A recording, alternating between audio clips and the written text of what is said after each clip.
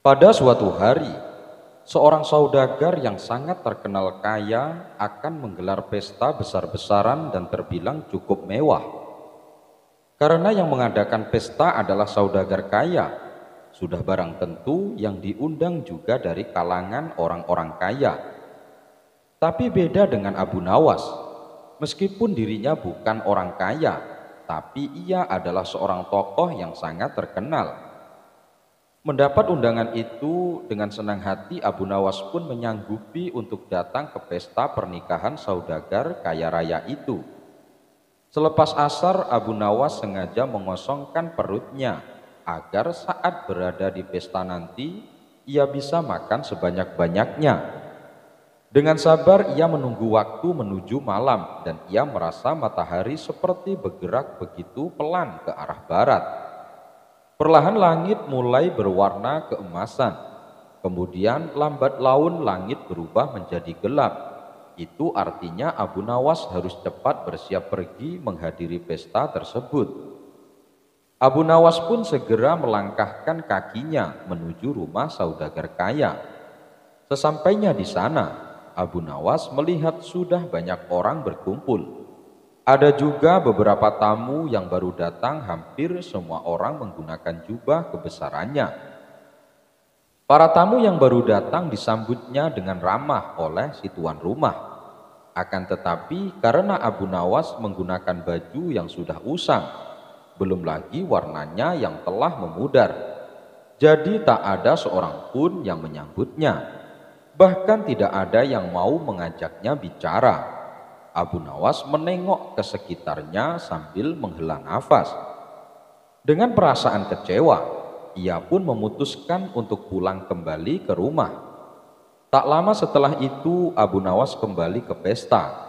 Tapi kali ini ia menggunakan jubah yang bagus dan indah, sehingga Abu Nawas terlihat sangat berwibawa. Berbeda dari sebelumnya, kali ini tuan rumah menyambutnya dengan ramah. Abu Nawas digiring masuk ke dalam dan dipersilakan duduk di depan meja besar yang penuh dengan hidangan mewah dan lezat bersama tamu-tamu yang lain. Tapi bukannya makan dengan lahap seperti yang dibayangkan tadi siang. Abu Nawas malah tak sedikit pun menyentuh hidangan tersebut. Ia malah membuka jubah indahnya dan jubahnya itu ia letakkan di atas hidangan. "Hai jubah indah, makanlah hidangan itu," kata Abu Nawas berteriak. Tentu saja tingkah Abu Nawas ini mengundang banyak perhatian para tamu undangan, termasuk si tuan rumah. Ia memandangnya dengan heran, lalu Abu Nawas kembali berkata, "Tadi waktu aku pertama ke sini memakai baju usang, tidak ada seorang pun yang menyapa ataupun menyambutku, apalagi sampai mengajakku makan. Tapi setelah aku kembali ke sini dengan memakai jubah indah, aku disambut dengan ramah. Aku dipersilahkan duduk di tempat yang bagus dan dihidangkan makanan yang enak-enak," kata Abu Nawas. "Jadi makanan ini adalah hak jubahku, bukan hak saya," kata Abu Nawas lagi menjelaskan. Mendengar ucapan Abu Nawas, semua tamu yang hadir, termasuk si tuan rumah, langsung tersadar dengan kesalahannya. Mereka pun meminta maaf kepada Abu Nawas. Abu Nawas berjualan garam. Musim kemarau yang berkepanjangan membuat Abu Nawas bingung untuk bercocok tanam. Sebelumnya ia sudah berusaha menanam kentang, tapi karena tidak adanya hujan, maka panen kentang yang diperoleh sangat mengecewakan.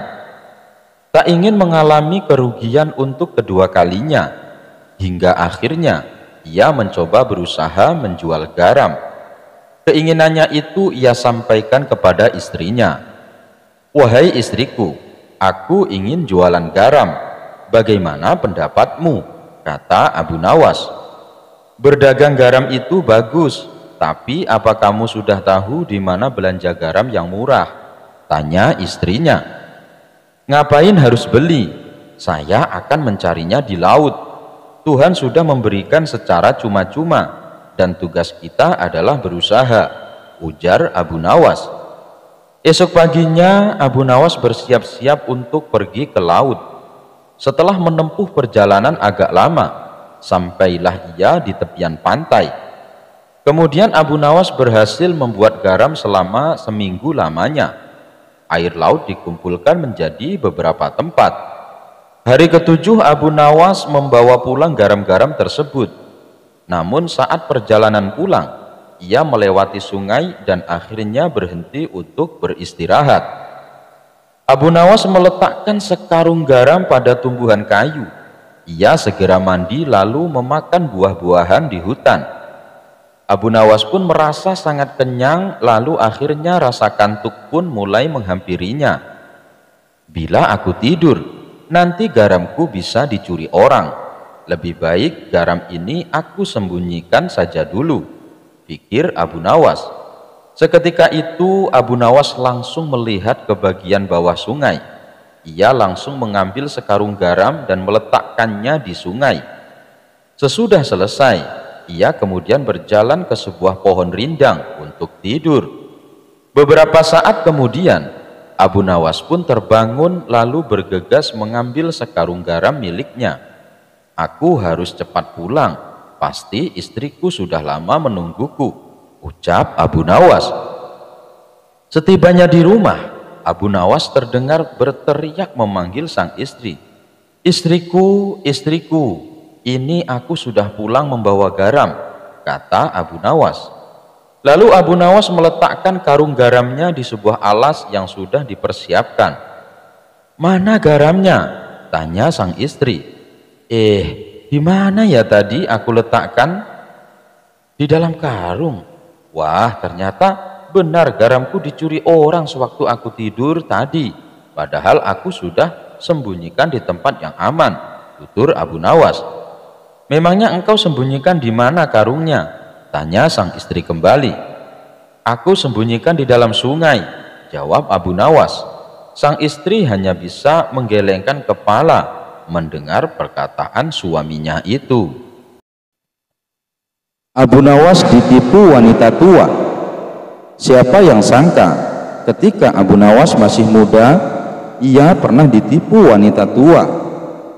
Peristiwa ini terjadi saat Abu Nawas sedang berkunjung di kota sahabatnya. Sebelum sampai ke rumahnya, meskipun sebagai tamu, Abu Nawas tak lupa membelikan oleh-oleh untuk sahabatnya itu. Maka ia pun memasuki sebuah toko besar yang berada di kota tersebut, di mana di toko itu menyediakan berbagai macam makanan seperti kurma, keju, dan lain-lain.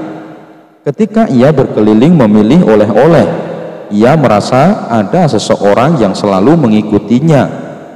Abu Nawas pun menjadi penasaran dan menoleh ke belakang. Ternyata dia seorang wanita tua yang juga sedang berbelanja di toko tersebut. Di tangannya membawa keranjang yang berisikan beberapa makanan. Abu Nawas pun mencoba bersikap ramah dengan memberikan senyuman kepadanya. Namun wanita tua itu hanya membalasnya dengan tatapan yang dalam. Singkat cerita, setelah selesai memilih makanan, Abu Nawas menuju pemilik toko untuk membayar belanjaannya. Tiba-tiba dari belakang, pundaknya ditepuk oleh seseorang. Ternyata dia adalah wanita tua yang sedari tadi mengikutinya. Nak, maaf kalau dari tadi ibu ngikutin kamu terus. Mungkin kamu merasa nggak nyaman. Maaf ya, ibu suka menatap kamu karena kamu mirip sekali sama anak ibu yang baru meninggal, kata wanita tersebut. Oh ya, nggak apa-apa bu, balas Abu Nawas sambil tersenyum. Nak, ibu punya satu permintaan padamu. Apakah kau keberatan? Pinta wanita tua. Tentu saja tidak bu. Apa permintaan ibu? Tanya Abu Nawas.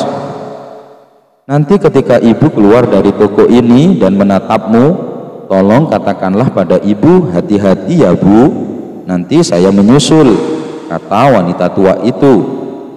Abu Nawas sempat merasa heran dengan permintaan tersebut. Memangnya kenapa bu? kenapa aku harus melakukan itu? Tanya Abu Nawas penasaran. Itu adalah kalimat yang sering almarhum anakku katakan setiap kali aku akan berpisah dengannya. Jawab wanita tua tersebut dengan wajah yang sendu. Oh baiklah Bu, balas Abu Nawas. Kemudian wanita tua itu duluan menuju pemilik toko untuk menghitung belanjaannya. Sementara Abu Nawas hanya bisa menatapnya haru. Setelah urusan dengan pemilik toko selesai, wanita tua itu menengok ke belakang dan dengan mata berkaca-kaca ia menatap Abu Nawas untuk terakhir kalinya.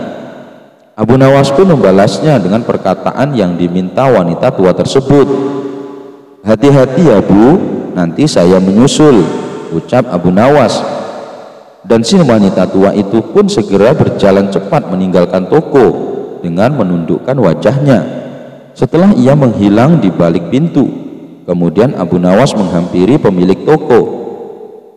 Semuanya jadi berapa Tuan? Tanya Abu Nawas sambil menyodorkan beberapa makanan yang dipilihnya. Totalnya 50 dinar, jawab pemilik toko. Kenapa mahal sekali? Aku kan hanya beli 1 kilo kurma dan beberapa potong roti, protes Abu Nawas. Loh, bukannya tadi itu ibu kamu? Tadi dia bilang barang belanjaannya dibayar sama anaknya, ujar si pemilik toko. Spontan Abu Nawas terkejut mendengarnya. Waduh, sialan, aku telah dikelabuhi wanita tua, gerutu Abu Nawas. Akhirnya mau tak mau Abu Nawas harus membayar belanjaannya. Abu Nawas dan Abu Jahil tersesat di hutan. Suatu ketika Hasan yang baru pulang dari negeri seberang mengajak Abu Nawas dan Abu Jahil berburu di sebuah hutan belantara. Awalnya Abu Nawas menolak karena kabar yang ia dengar hutan tersebut dihuni oleh sekelompok suku yang sangat kejam. Alah, dasar penakut, ngapain juga ajak orang seperti dia? Hai Hasan, lebih baik kita pergi berdua saja, ejek Abu Jahil. Mendengar ejekan tersebut, Abu Nawas tidak terima dan berkata, permasalahannya pada keselamatan Hasan. Saya khawatir kalau Hasan sampai terbunuh. Rupanya alasan Abu Nawas ini malah jadi ledekan Abu Jahil. Seorang pengecut pasti punya banyak alasan. Bilang saja takut, tidak usah bawa-bawa Hasan segala, ledek Abu Jahil. Tak terima dengan perkataan Abu Jahil, Abu Nawas pun akhirnya bersedia ikut. Maka berangkatlah mereka bertiga menuju hutan belantara. Dan benar saja, ketika mereka mulai memasukinya, di tengah hutan mereka ditangkap oleh sekelompok suku yang kejam. Lalu muncullah ketua suku menghampiri mereka bertiga. Mau apa kalian datang kemari? Hutan ini tidak boleh dimasuki siapapun, bentak ketua suku. Maaf Tuan, kami tidak tahu, karena tujuan kami hanya sekedar untuk berburu, jawab Abu Nawas. Berani-beraninya kalian berburu di sini. Semua binatang yang ada di hutan ini tidak boleh kalian bunuh. Kalian sudah membunuh binatang apa? Tanya ketua suku. Belum Tuan, kami belum membunuh binatang apapun, jawab Abu Nawas. Baguslah, karena belum ada satupun binatang yang terbunuh, maka kalian akan kuampuni. Tapi dengan syarat, masing-masing dari kalian bawakan saya buah yang sama, perintah ketua suku. Kemudian Hasan, Abu Nawas dan Abu Jahil menyebar ke tengah hutan untuk mencari buah-buahan. Tidak berselang lama, datanglah Hasan dan Abu Nawas membawa buahnya masing-masing. Buah apa yang kau bawa? Tanya ketua suku kepada Hasan. Ini buah apel Tuan, jawab Hasan. Masukkan satu persatu buahnya ke dalam pantatmu tanpa mengeluarkan suara apapun, perintah ketua suku. Tentu saja hal ini membuat kaget Hasan, akan tetapi ia terpaksa melakukannya. Baru satu buah akan dimasukkan, Hasan sudah berteriak kesakitan. Karena Hasan telah mengeluarkan suara, ia lalu diceburkan ke dalam sungai. Kini giliran Abu Nawas. Buah apa yang kau bawa? Tanya ketua suku. Ini buah cermai, Tuan, jawab Abu Nawas. Masukkan satu persatu buahnya ke dalam pantatmu tanpa mengeluarkan suara apapun, perintah ketua suku. Abu Nawas pun melakukannya satu persatu. Ia memasukkan ke dalam pantat tanpa menjerit kesakitan. Tapi ketika buah yang ke-10 akan dimasukkan, tiba-tiba Abu Nawas tertawa terpingkal-pingkal. Karena mengeluarkan suara, ia pun diceburkan ke dalam sungai. Melihat Abu Nawas yang basah kuyup, Hasan segera menghampirinya. "Hei Abu Nawas, kenapa kau diceburkan juga? Aku lihat kau hampir berhasil," tanya Hasan.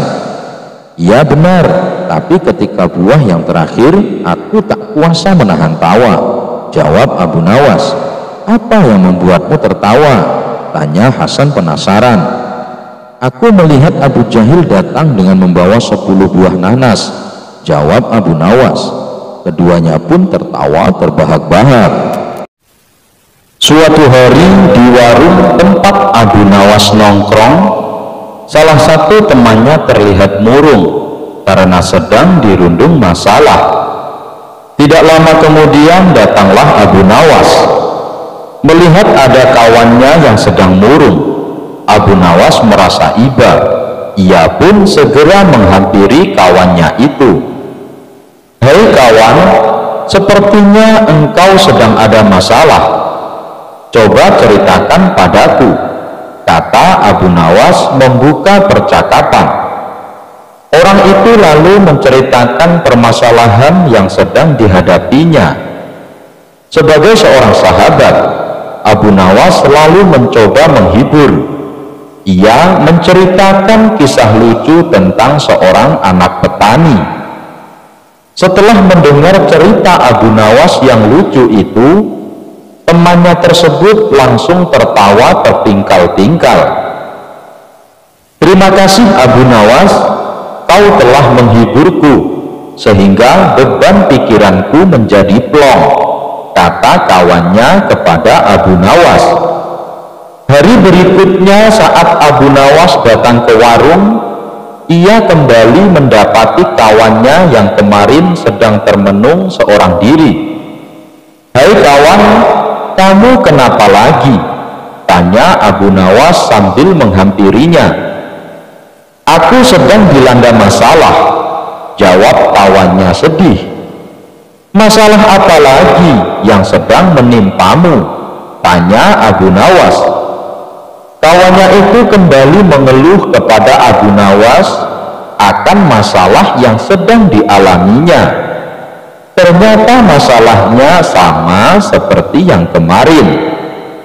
Meski demikian, Abu Nawas tetap mencoba menghibur kawannya. Abu Nawas kembali menceritakan cerita lucu yang seperti kemarin, yaitu tentang seorang anak petani. Temannya itu masih sempat tertawa dengan kisah lucu yang Abu Nawas ceritakan. Dan hari selanjutnya Abu Nawas kembali mendapati kawannya yang sedang melamun sendirian di warung. Saat ditanya Abu Nawas, apa masalahnya, ternyata masalah yang dihadapi sama seperti kemarin. Abu Nawas pun kembali menghiburnya dengan cerita lucu yang sama. Tapi kali ini kawannya hanya diam saja. "Loh, kenapa kamu tidak tertawa?" tanya Abu Nawas. Temannya itu menjawab, "Sebab cerita lucu yang kamu bawakan sama seperti yang kemarin. Kalau diulang-ulang terus, ya lucunya sudah tidak terasa." Mendengar jawaban tersebut, Abu Nawas hanya tersenyum. Ia pun lalu berkata kepada kawannya, "Jika kamu tak bisa tertawa berulang-ulang dengan cerita lucu yang sama, lantas mengapa kamu selalu mengeluh berulang-ulang dengan masalah yang sama? Padahal jika kamu mensyukuri apa yang ada, niscaya kamu tidak akan selalu mengeluh dengan masalah yang sama." Mendengar nasihat Abu Nawas itu, kawannya pun tersadar yang harus ia lakukan bukannya mengeluh, akan tetapi harus memperbanyak rasa bersyukur. Beberapa hari ini Baginda Raja sedang diselimuti duka sebab sahabatnya yang juga seorang hakim telah meninggal dunia. Sahabatnya itu merupakan hakim yang sangat bijaksana dan adil dan paling benci dengan praktek suap menyuap.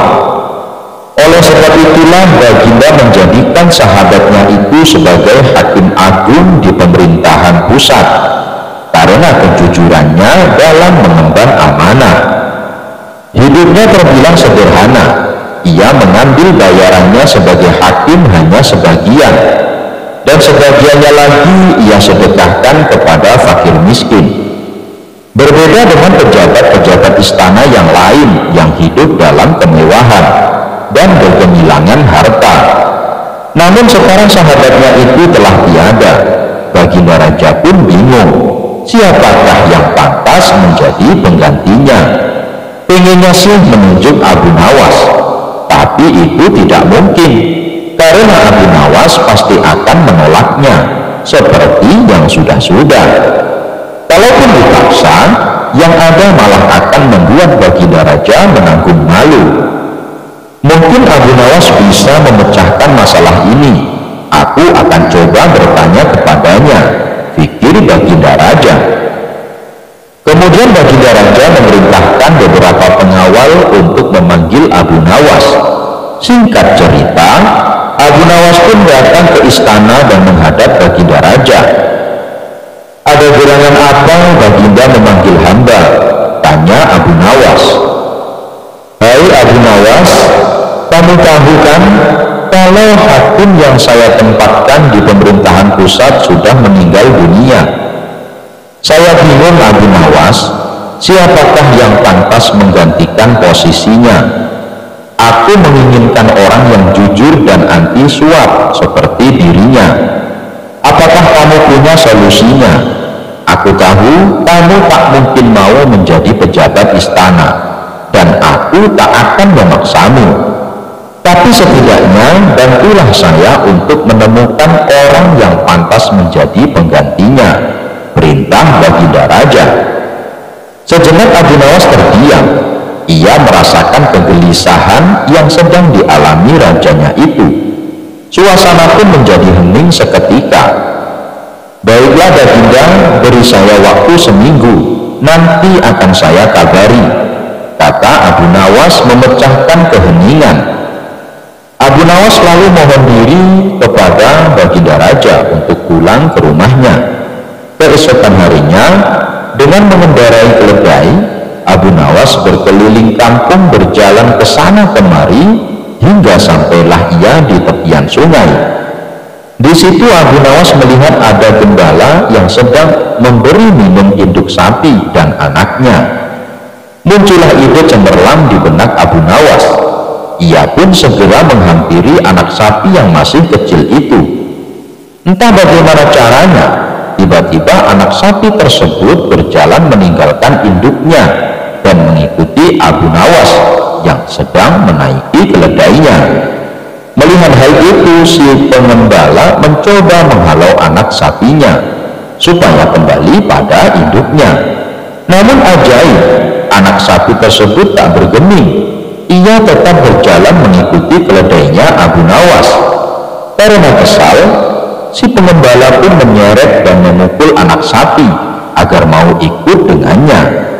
Hai pengembala, biarkan anak sapi itu ikut denganku, hardik Abu Nawas.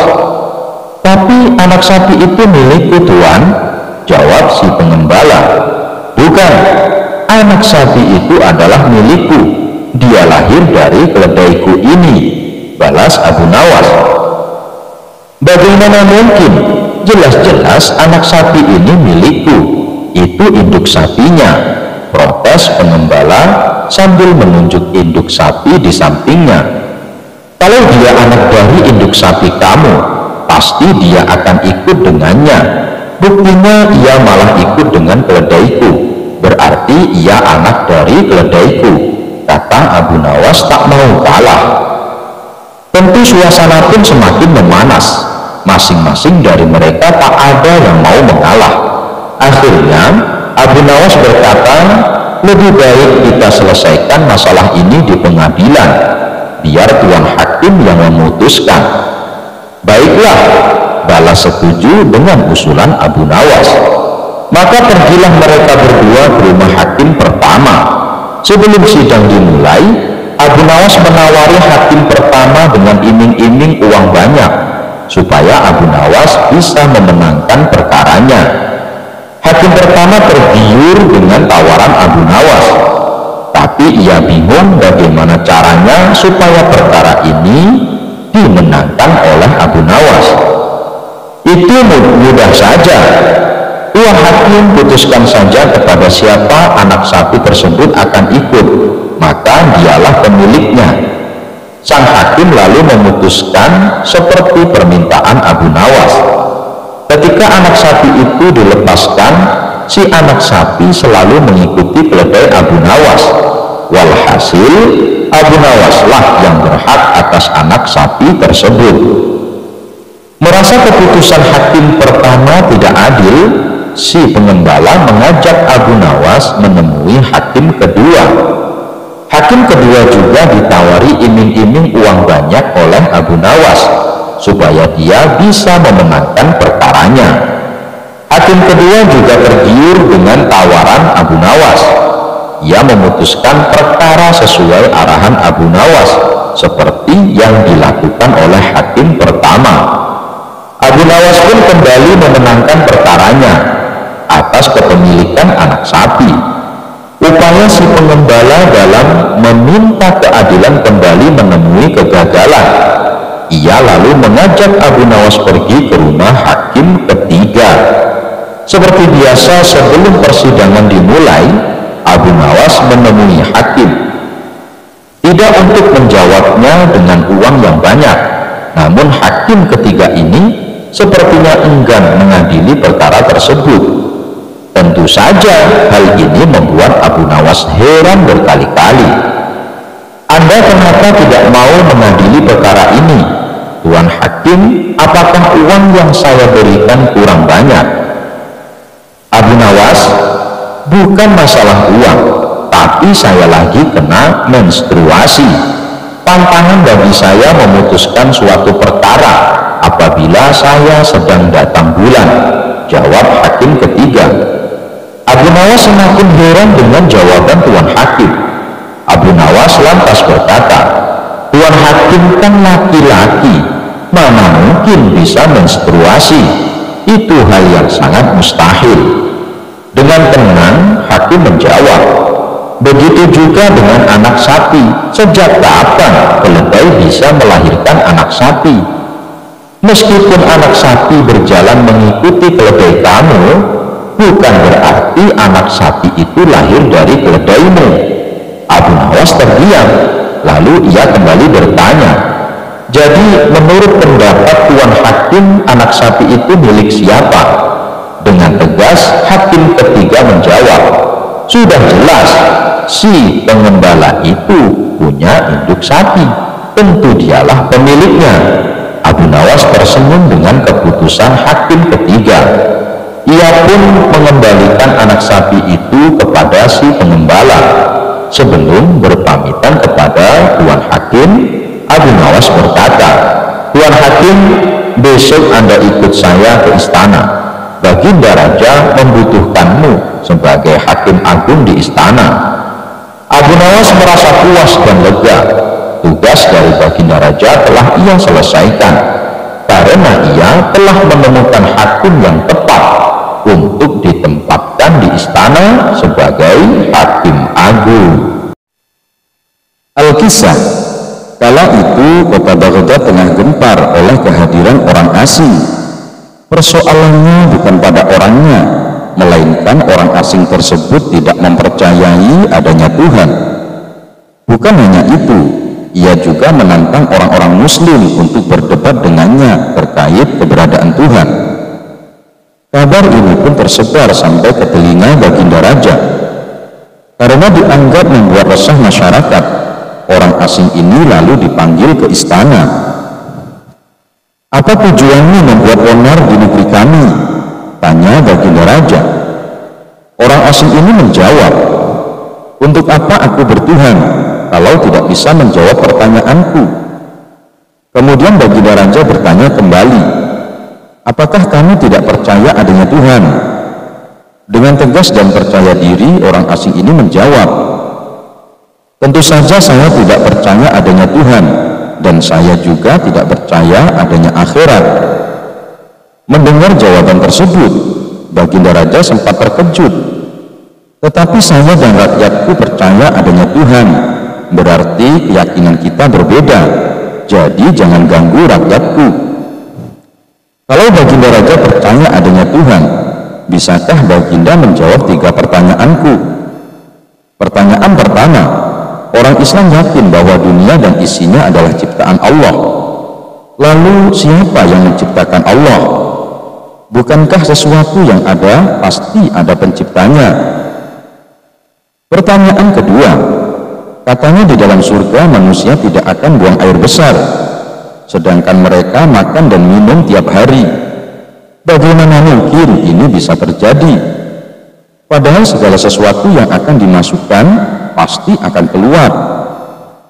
Pertanyaan ketiga, orang Islam meyakini bahwa setan terbuat dari api, tapi katanya setan akan disiksa dengan api neraka. Mana mungkin api bisa menyakiti api? Mendengar pertanyaan orang asing tersebut, baginda raja hanya terdiam. Bisa saja baginda raja menjawabnya berdasarkan hadis dan Al-Quran, tetapi yang dihadapi adalah orang yang tidak percaya Tuhan, maka dijawabnya harus dengan logika. Kemudian salah satu menterinya membisikkan kepada baginda raja.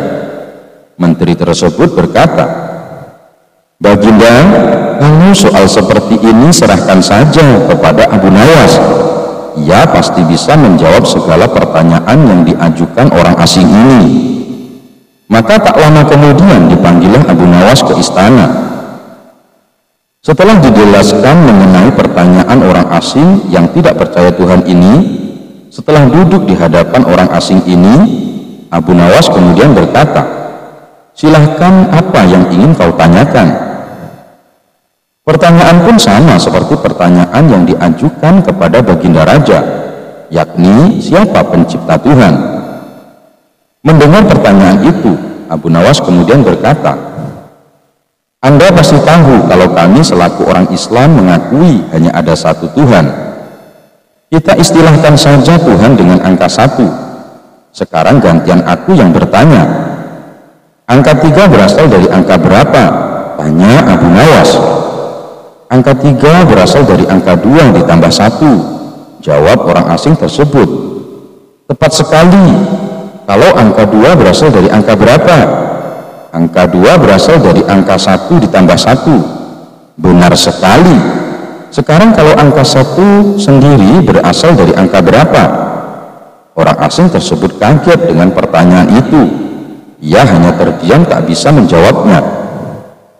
Kemudian Abu Nawas berkata, "Pada intinya semua angka pasti ada awalnya, entah itu angka 5, angka 4, ataupun angka 10, dan angka-angka tersebut diibaratkan alam semesta ciptaan Allah.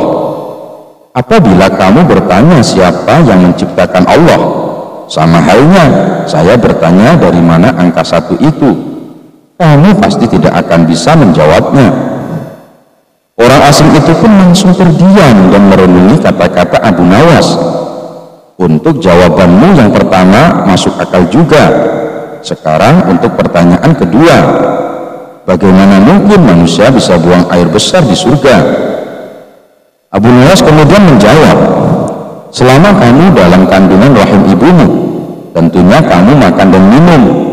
Karena menurut ilmu medis, seorang janin memakan sesuatu yang dimakan ibunya. Lalu ketika kamu dalam kandungan ibumu selama 9 bulan, apakah kamu pernah buang air besar?" Untuk kedua kalinya pertanyaan ini bisa dipatahkan oleh Abu Nawas. Sekarang pertanyaan terakhir, bagaimana mungkin api bisa menyakiti api? Sebelum pertanyaan terakhir aku jawab, ujar Abu Nawas, kita harus berjanji, kamu tidak boleh marah. Tentu saja saya tidak akan marah, jawab orang asing tersebut. Tiba-tiba Abu Nawas menampar pipi orang asing itu dengan sangat keras. "Hei, apa-apaan ini? Kamu tidak bisa menjawab, jangan emosi," ujar orang asing itu. "Siapa yang emosi?" jawab Abu Nawas. "Itu tadi adalah jawaban saya. Apakah tadi kamu merasakan sakit?" "Ya, tentu saja sakit. Coba kamu perhatikan tangan saya.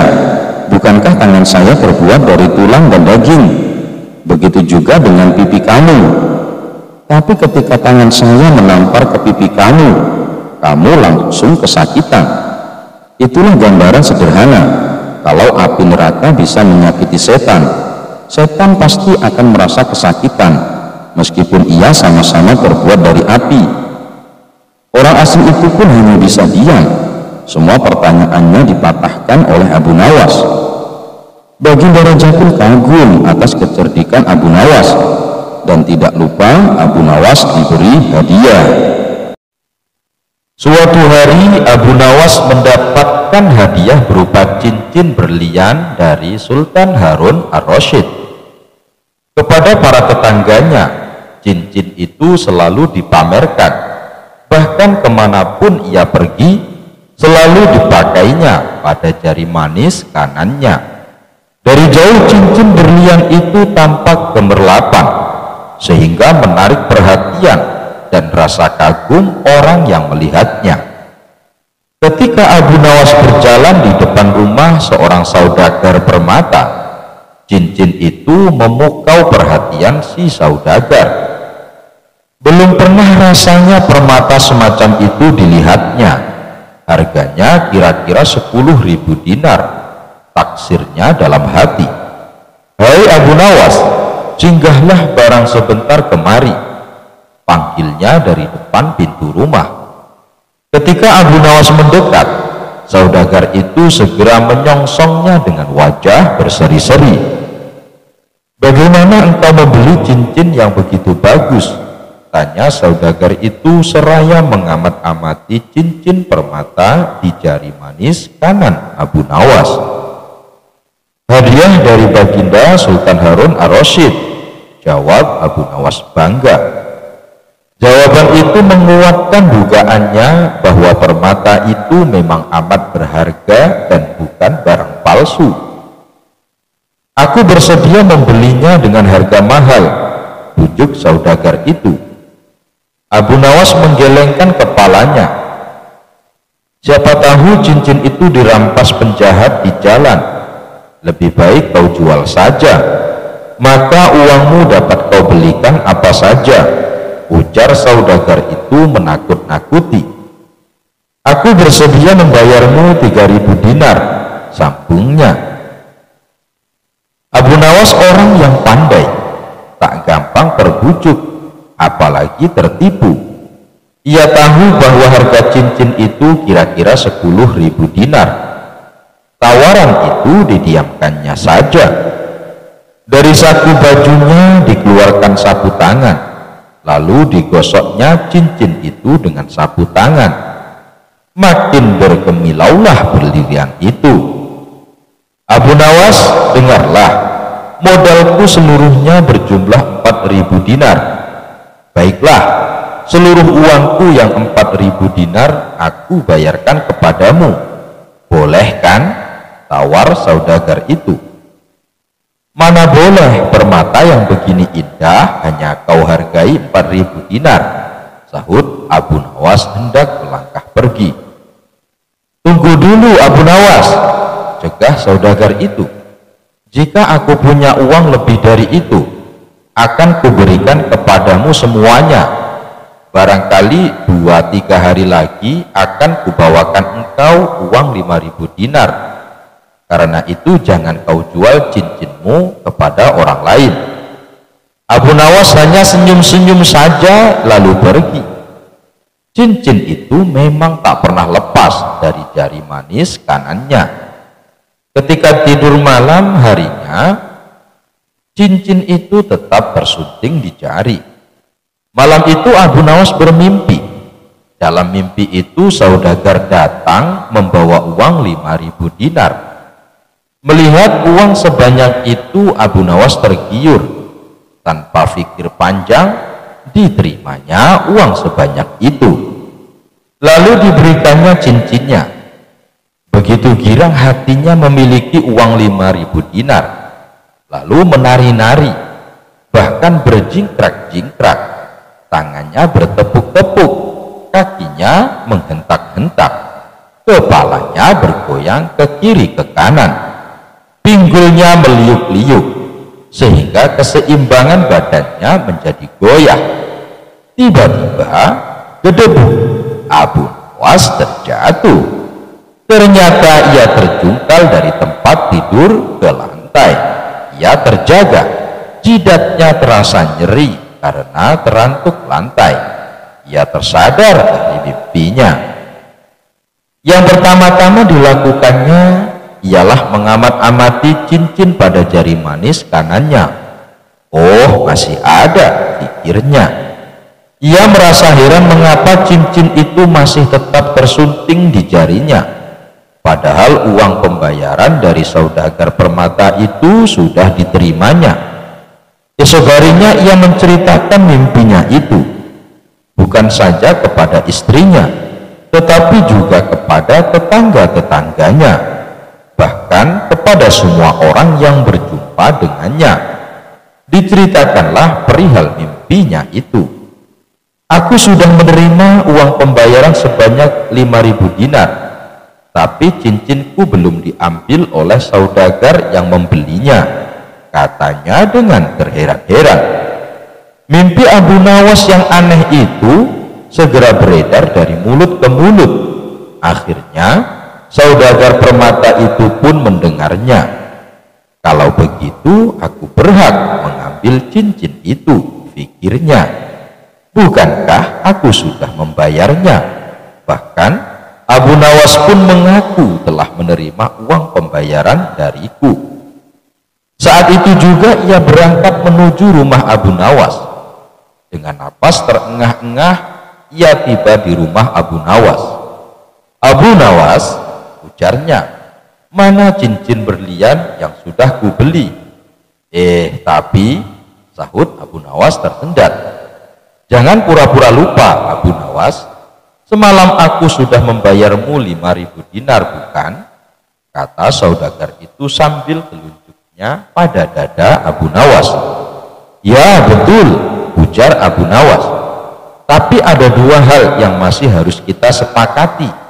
Pertama, harga 5.000 dinar itu masih terlalu murah. Genapilah jadi 6.000 dinar. Kedua, karena cincin permata itu pemberian Sultan Harun ar-Rasyid, serah terima cincin itu harus disaksikan pula oleh Baginda Raja. Dengan kesaksian Baginda, engkau pun akan yakin bahwa cincin itu memang benar-benar pemberian Baginda. Baiklah, aku tambah 1.000 dinar nanti, setelah Baginda mengakui cincin itu berasal pemberian Baginda kepadamu, sahut saudagar itu. Aku berganti pakaian dulu, lantas kita berangkat bersama-sama ke istana, kata Abu Nawas sambil masuk ke dalam kamar. Dengan mengenakan pakaian yang paling bagus, Abu Nawas menemui lagi saudagar itu. Kita berangkat sekarang, ajaknya. Hei, mengapa jari manis kamu kau balut dengan sapu tangan putih? Tanya saudagar seraya menunjuk jari manis kanan Abu Nawas. Jari itu terbalut kain tebal. Engkau memperingatkan aku kemarin agar aku berhati-hati, karena penjahat yang melihat permata ini mungkin akan merampasnya, kata Abu Nawas. Betul-betul, kata saudagar itu membenarkannya. Keduanya bergegas berangkat ke istana. Sementara itu, Sultan Harun ar-Rasyid ketika itu baru saja memasuki Balai Rum. Ketika kedua orang itu tiba di istana, Baginda menunda acara perbincangan dengan para pejabat tinggi. lalu memanggil Abu Nawas dan saudagar itu agar menghadap. Baginda, kami bersama saudagar permata ini menghadap Baginda karena ada sesuatu hal yang hendak kami sampaikan. Cincin permata hadiah dari Baginda beberapa hari yang lalu kepada saya akan saya jual kepada saudagar permata ini, kata Abu Nawas. Mengapa hendak kau jual? Tanya Sultan dengan nada marah. Itu hak saya, Baginda, jawab Abu Nawas. Bukankah cincin ini yang telah Baginda berikan sebagai hadiah kepada saya? Sultan terkejut melihat cincin yang tersunting di jari Abu Nawas. Lebih-lebih saudagar itu, matanya terbelalak dan mukanya pucat seketika. Betapa tidak, cincin yang tersunting di jari manis Abu Nawas tersebut dari tembaga, sedangkan permatanya tidak berkilau sama sekali karena hanya pecahan gelas belaka. Bukan itu yang hendak saya beli, seru saudagar itu, tapi cincin permata berlian pemberian Baginda. Inilah cincin hadiah dari Baginda itu, kata Abu Nawas. Kalau kau tidak percaya, mohonlah kesaksian Baginda. Dalam hati Sultan tersenyum. Macam-macam saja akal Abu Nawas, pikirnya. Betulkah cincin tembaga permata pecahan kaca itu hadiah dari Baginda kepada Abu Nawas? Sembah saudagar itu. Betul, jawab Sultan Harun ar-Rasyid. Memang itulah cincin pemberianku. Saudagar itu gemetar. Nah, bayarlah sekarang 1000 dinar seperti kesanggupanmu tadi, kata Abu Nawas. Tapi engkau harus membayar 1000 dinar kepada Abu Nawas. Tukas Baginda memerintahkan saudagar itu membayarnya. Saudagar itu terpaksa mengeluarkan uang 1000 dinar tanpa berkata suatu apapun. Diberikannya uang itu kepada Abu Nawas, lalu pergi. Hai, tunggu dulu, seru Abu Nawas. Ini cincin permata yang sudah kau beli. Saudagar itu tak mau menoleh. Suatu hari yang cerah, Raja Harun ar-Rasyid dan para pengawalnya meninggalkan istana untuk berburu. Namun di tengah perjalanan, salah satu pejabat kerajaan yang bernama Abu Jahil menyusul dengan terengah-engah di atas kudanya. Baginda, Baginda, hamba mau mengusulkan sesuatu, kata Abu Jahil sambil mendekati sang raja. Apa usulmu, wahai Abu Jahil? Tanya Baginda Raja. Agar acara berburu ini lebih menarik dan disaksikan banyak penduduk, bagaimana kalau kita sayembarakan saja? Ujar Abu Jahil dengan raut wajah serius. Baginda Raja terdiam sejenak dan mengangguk-angguk. Hamba ingin beradu ketangkasan dengan Abu Nawas, dan nanti pemenangnya akan mendapatkan sepundi uang emas. Tapi kalau kalah, hukumannya adalah dengan memandikan kuda-kuda istana selama 1 bulan. Tutur Abu Jahil meyakinkan Baginda Raja. Akhirnya sang raja menyetujui usulan Abu Jahil tersebut. Hitung-hitung sayembara itu akan memberikan hiburan kepadanya. Maka dipanggillah Abu Nawas untuk menghadap kepadanya. Abu Nawas pun segera menghadap Raja Harun. Ia diberi petunjuk panjang lebar oleh Baginda Raja. Pada awalnya Abu Nawas menolak sayembara tersebut karena ia tahu bahwa semua ini adalah akal licik dari Abu Jahil yang ingin menyingkirkannya dari istana. Tapi Baginda Raja Harun memaksa dan Abu Nawas tidak bisa menolak. Abu Nawas berpikir sejenak. Ia tahu kalau Abu Jahil sekarang diangkat menjadi pejabat istana. Ia pasti mengerahkan semua anak buahnya untuk menyumbang seekor binatang buruannya di hutan nanti. Namun karena kecerdikannya, Abu Nawas tersenyum riang. Abu Jahil yang melihat perubahan raut muka Abu Nawas menjadi penasaran dibuatnya. Mana mungkin Abu Nawas bisa mengalahkan dirinya kali ini, pikir Abu Jahil dalam hati. Akhirnya Baginda menggiring mereka di tengah alun-alun istana. raja dan seluruh rakyat menunggu siapa yang akan menjadi pemenang dalam lomba berburu. Trompet tanda mulai adu ketangkasan pun telah ditiup. Abu Jahil segera memacu kudanya secepat kilat menuju hutan belantara. Anehnya, Abu Nawas justru sebaliknya. Dia dengan santainya menaiki kudanya sehingga para penonton banyak yang berteriak.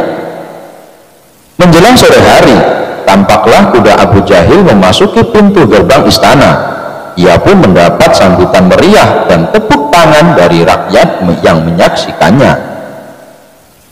Di sisi kanan dan kiri kuda Abu Jahil tampak puluhan hewan yang mati terpanah. Abu Jahil dengan tersenyum bangga memperlihatkan semua binatang buruannya di tengah lapangan. Aku, Abu Jahil, berhak memenangkan lomba ini. Lihat, binatang buruanku banyak.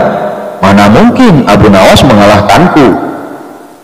Teriaknya lantang yang membuat para penonton semakin ramai bertepuk tangan. Tidak berapa lama kemudian terdengar suara kaki kuda Abu Nawas. Semua orang menertawakan dan meneriakinya karena Abu Nawas tak membawa satu pun binatang buruan di kudanya. Tapi Abu Nawas tidak tampak gusar sama sekali. Ia malah tersenyum dan melambaikan tangan. Baginda Raja menyuruh 2 orang pengawalnya maju ke tengah lapangan dan menghitung jumlah binatang buruan yang didapatkan 2 peserta tersebut. Dan kesempatan pertama, para pengawal menghitung jumlah binatang hasil buruan Abu Jahil.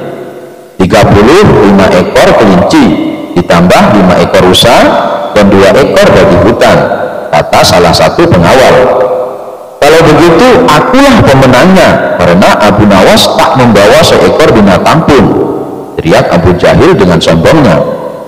Tenang, tenang, aku membawa ribuan binatang. Jelaslah aku pemenangnya, dan engkau wahai Abu Jahil, silahkan memandikan kuda-kuda istana menurut aturan lomba. Semua binatang boleh ditangkap, yang penting jumlahnya, kata Abu Nawas sambil membuka bambu kuning yang telah diisi dengan ribuan semut merah. Jumlahnya sangat banyak, Baginda, mungkin ribuan. Kami tak sanggup menghitungnya lagi, kata pengawal kerajaan yang menghitung jumlah semut itu. Melihat kenyataan itu, Abu Jahil tiba-tiba saja jatuh pingsan. Baginda Raja tertawa terpingkal-pingkal dan langsung memberi hadiah kepada Abu Nawas. Kecerdikan dan ketulusan hati pasti bisa mengalahkan kelicikan. Suatu kali Abu Nawas pergi keluar kota untuk menemui sahabat lamanya. Dengan membawa perbekalan seadanya, ia berangkat menuju kota tempat sahabatnya. Singkat cerita, sampailah ia di rumah sahabatnya. Assalamualaikum, ucap Abu Nawas saat mengetuk pintu rumahnya. Saat pintu rumah dibuka, sahabatnya kaget bercampur bahagia. Waalaikumsalam Abu Nawas, apa kabarmu? Jawab sahabatnya sambil memeluk Abu Nawas. Mari silahkan masuk, ajak sahabatnya. Mereka berdua saling melepas rindu dan terlibat perbincangan yang penuh canda tawa. Setelah ngobrol kesana kemari, terdengarlah suara azan asar. Wahai kawan, saya minta izin sholat di rumahmu, pinta Abu Nawas. Oh, silahkan Abu Nawas, saya mau keluar sebentar untuk membeli makanan, balas sahabatnya. Abu Nawas lalu ke kamar mandi untuk berwudu. Tapi saat ia akan melaksanakan sholat, ia bingung di mana letak arah kiblat. Mau bertanya kepada sahabatnya, tapi sahabatnya sedang keluar beli makanan. Abu Nawas mencoba menunggu sahabatnya pulang. Lama sudah ia menunggu. Ternyata sahabatnya tak kunjung datang juga. Akhirnya ia memutuskan sendiri kemana arah kiblatnya. Abu Nawas menggelar sajadahnya dan mulai menunaikan sholat. Tidak berapa lama sahabatnya pun datang. Ia tertawa melihat Abu Nawas sholat menghadap arah kiblat yang salah. Setelah Abu Nawas selesai menunaikan sholat, sahabatnya berkata memberitahu, "Hei Abu Nawas, arah kiblatnya bukan ke situ." Tutur sahabatnya, "Hah? Apakah arah sholatku salah?" Tanya Abu Nawas. "Tidak, hanya saja arah sajadah kamu yang salah," jawab sahabatnya. "Kalau begitu tegur saja sajadahku, jangan aku," balas Abu Nawas. Keduanya pun tertawa bersama-sama. "Ya sudah, mari kita sholat berjamaah. Habis itu kita baru makan-makan," ajak Abu Nawas kepada sahabatnya. Kisah penampilan suci. Suatu hari ada seorang rahib berpenampilan layaknya orang suci. Namun ia terlihat kebingungan beberapa kali. Ia mondar-mandir tepat di depan rumah Abu Nawas. Karena merasa kasihan, Abu Nawas lalu menyapanya. "Wahai tuan, sepertinya Anda bukan orang sini. Siapa Anda?" tanya Abu Nawas. "Ya, saya berasal dari negeri seberang. Saya adalah seorang rahib," jawab orang tersebut. "Rahib? Apa itu rahib?" tanya Abu Nawas. "Rahib itu adalah orang yang bertugas untuk membimbing manusia menuju surga," jawab orang itu kembali. "Oh, tapi dari tadi saya perhatikan Anda terlihat sedang kebingungan. Sudah beberapa kali Anda mondar-mandir tepat di depan rumah saya. Memangnya Anda mau kemana?" tanya Abu Nawas. "Saya mau ke pasar, tapi tidak tahu jalannya," ujar sang rahib. Mendengar jawaban itu, Abu Nawas menahan tawa. "Bagaimana bisa Anda membimbing manusia ke surga kalau arah ke pasar saja Anda tidak tahu?" celetuk Abu Nawas. Mendadak muka sang rahib berubah menjadi sewot. Ia langsung pergi meninggalkan Abu Nawas. Abu Nawas menemukan sekantong emas. Pada suatu ketika, negeri Baghdad sedang mengalami masa paceklik. Pertanian banyak yang gagal dan pasar sepi pembeli. Tentu saja kondisi ini sangat mempengaruhi rakyatnya. Banyak warga yang mengalami kesusahan, tak terkecuali Abu Nawas. Dia dan istrinya terkadang harus berpuasa karena tidak ada makanan. Suatu ketika, Abu Nawas berjalan-jalan di pasar untuk menghilangkan rasa jenuhnya. Dan tiba-tiba Abu Nawas menemukan kantong hitam berisi uang. Maka dibawanya kantong hitam tersebut dan langsung ditanam di dalam tanah. Abu Nawas merenung sepanjang malam. Pikirannya bertanya-tanya, apakah uang di dalamnya akan diambil atau tidak. Hatinya berpikir untuk mengambilnya karena keluarganya sedang mengalami kelaparan. Namun Abu Nawas teringat terus bahwa memakan harta haram bisa mendapatkan siksa kubur di dunia dan akhirat. Akan tetapi dirinya juga teringat hadis Nabi yang mengatakan, bila Allah Subhanahu wa Ta'ala memberimu hadiah tanpa kamu minta, maka terimalah hadiah itu, jangan kamu tolak, kemudian infakkanlah harta itu.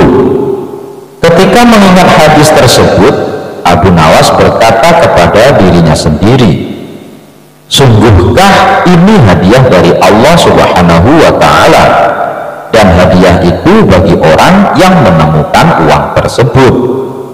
Namun hal itu tidak menjadikan Abu Nawas membuka kantong temuannya dan masih menunggu barangkali pemiliknya akan datang. Hari pun berlalu, dan ketika Abu Nawas kembali berjalan-jalan di pasar, ia mendengar seorang saudagar lelaki kaya sedang mengumumkan bahwa kantongnya hilang. Wahai para penduduk Baghdad, barang siapa yang menemukan kantong hitam berisi uang 1000 dinar, maka kembalikanlah dengan jaminan dari Allah Subhanahu wa ta'ala. Mendengar hal tersebut, lalu Abu Nawas mendekati lelaki tersebut dan berkata, "Wahai Tuan, negeri kami sedang mengalami masa paceklik. Banyak di antara kami yang hidup miskin. Seumpama uang Anda ditemukan oleh orang yang mengalami kesusahan, maukah Tuan memberikan sedikit uang secara halal?" Ucap Abu Nawas. "Berapa yang diinginkannya?" tanya lelaki saudagar kaya.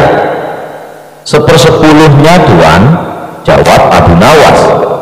Saudagar itu dengan tegas berkata, "Aku tidak akan memberikannya sedikit pun. Jika ia tidak mengembalikannya kepadaku, maka di akhirat nanti akan kutuntut di hadapan Allah Subhanahu wa ta'ala." Mendengar perkataan tersebut, Abu Nawas segera kembali ke rumahnya dan menceritakan kepada istrinya bahwa ia telah menemukan pemilik kantong uang tersebut. "Apa yang harus aku lakukan? Apa aku harus mengembalikan uang itu?" tanya Abu Nawas. Mendengar hal itu, istrinya agak marah. "Aku dan anak-anakmu telah menderita kemiskinan bersamamu selama 50 tahun. Bahkan saat ini kita hanya mempunyai satu pakaian dan dipakai bergantian untuk sholat. Selama hidup kita belum makan buah dan daging. Datangilah pemiliknya, desaklah ia agar memberikan 1/10 dari uangnya itu. Jika ia tidak setuju, maka mintalah 1/100-nya. Tapi jika masih tidak setuju, maka mintalah 1/1000-nya, yang berarti menerima 1 dinar, karena 1 dinar lebih baik daripada tidak sama sekali," kata istri Abu Nawas.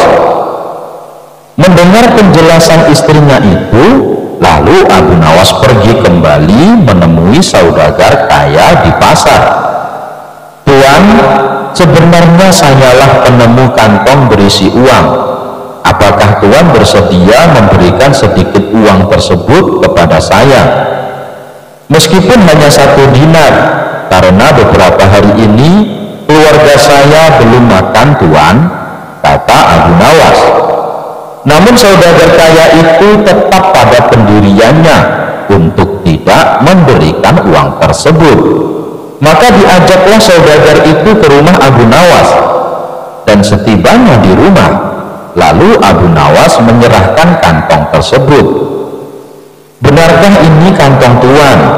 tanya Abu Nawas. "Iya, benar," jawab saudagar kaya. Kemudian lelaki tersebut membuka kantongnya dan menghitung jumlah uangnya, dan jumlahnya masih tetap utuh, yaitu 1000 dinar. Lalu saudagar kaya itu pamit pulang kepada Abu Nawas, namun belum juga melewati pintu keluar. Tiba-tiba saudagar kaya itu berhenti dan berkata, "Wahai orang tua, aku akan menceritakan kepadamu mengenai kantong ini. Ayahku telah mewariskan kepadaku uang 3000 dinar. Sebelum meninggal, ayah berpesan kepadaku untuk membagikan sepertiganya kepada orang yang berhak menerimanya. Dan aku juga disuruh menjual warisan ternak lalu menginfakkannya. Sebagian lagi aku gunakan untuk pergi haji, maka aku pun melaksanakan wasiat itu, dan wasiat untuk membagikan sepertiga uang dari kekayaanku. Uang tersebut aku letakkan pada kantong ini, lalu aku pergi ke kota Baghdad untuk mencari orang yang benar-benar miskin. Namun aku tidak menemukan seorang pun yang lebih berhak daripada Anda. Maka ambillah uang di kantong ini. Semoga Allah Subhanahu wa ta'ala memberkahimu," kata saudagar lelaki kaya tersebut. Mendengar hal itu, Abu Nawas pun bersyukur kepada Allah Subhanahu wa ta'ala. kesabaran dan kejujurannya saat menemukan uang tersebut ternyata mendapat jalan lain dari Allah. Ternyata saudagar kaya tersebut tidak hanya memberikan 1/100 yang dimintanya, melainkan semua uang yang ada di kantong tersebut. Abu Nawas memasukkan unta ke lubang jarum. Al-Kisah, Abu Nawas mendapat kabar baginda raja mengalami masalah yang membuat tidak bisa tidur. Masalah tersebut hanya raja yang mengetahuinya. Ia sengaja merahasiakannya, termasuk kepada Abu Nawas selaku sahabatnya tempat berkeluh kesah. Ingin rasanya baginda raja melupakan masalah yang menimpanya. Kalaupun bisa lari menghindar, tentulah ia akan melakukannya. Namun kenyataannya permasalahan yang dihadapi terasa seperti mengikutinya kemanapun baginda raja pergi. Sejak saat itu baginda raja sering terlihat melamun seorang diri. Kemudian penasihat istana mendekati baginda raja. "Maaf Paduka yang mulia, hamba perhatikan belakangan ini Paduka terlihat murung. Hamba khawatir Paduka nanti jatuh sakit. Apakah ada sesuatu yang Paduka pikirkan?" tanya penasihat istana. "Tidak ada apa-apa, aku baik-baik saja. Kau urusi saja pekerjaanmu," jawab baginda raja dengan memalingkan wajahnya. Penasihat istana pun hanya terdiam. Ia merasakan gelagat bahwa baginda raja sedang dilanda masalah besar. Dikarenakan baginda raja tidak mau berterus terang, penasihat istana tidak berani membujuknya untuk menceritakan masalah yang dihadapi. Makin hari sikap baginda raja makin tertutup, bahkan kini enggan menerima tamu. Hal ini membuat para pejabat istana menjadi sangat khawatir. Apa yang harus kita lakukan? Makin hari baginda raja terlihat mengkhawatirkan. Ini sangat buruk untuk kondisinya. Jangan sampai baginda raja jatuh sakit, kata salah seorang menteri. "Aku juga cemas melihat sikap baginda raja belakangan ini. Aku sudah coba membujuknya supaya mau menceritakan masalah yang dialami, tapi ia malah memalingkan wajah. Baginda raja memilih menutup diri," beber penasihat istana. "Saya ada saran, bagaimana kalau masalah ini kita sampaikan kepada Abu Nawas? Biasanya dia tahu solusinya," ujar salah satu dari menteri.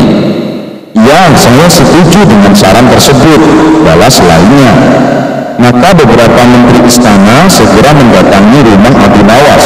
Melihat yang datang adalah para menteri, Abu Nawas sempat terkejut.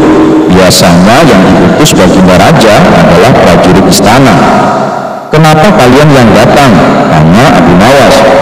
"Kami kesini bukan diutus baginda raja, tapi atas kemauan sendiri," jawab para menteri. Kemudian para menteri ini memberitahu Abu Nawas tentang keadaan yang menimpa baginda raja. "Kami semua sudah berusaha memberi perhatian, tapi baginda raja selalu menutup diri," kata salah satu menteri. "Baiklah, aku akan coba menghiburnya.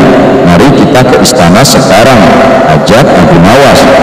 Singkat cerita, Abu Nawas menghadap baginda raja. Ia lalu bercerita kisah-kisah jenaka di hadapan baginda raja, berharap bisa terhibur dan tertawa, tapi ternyata tidak ada reaksi apapun.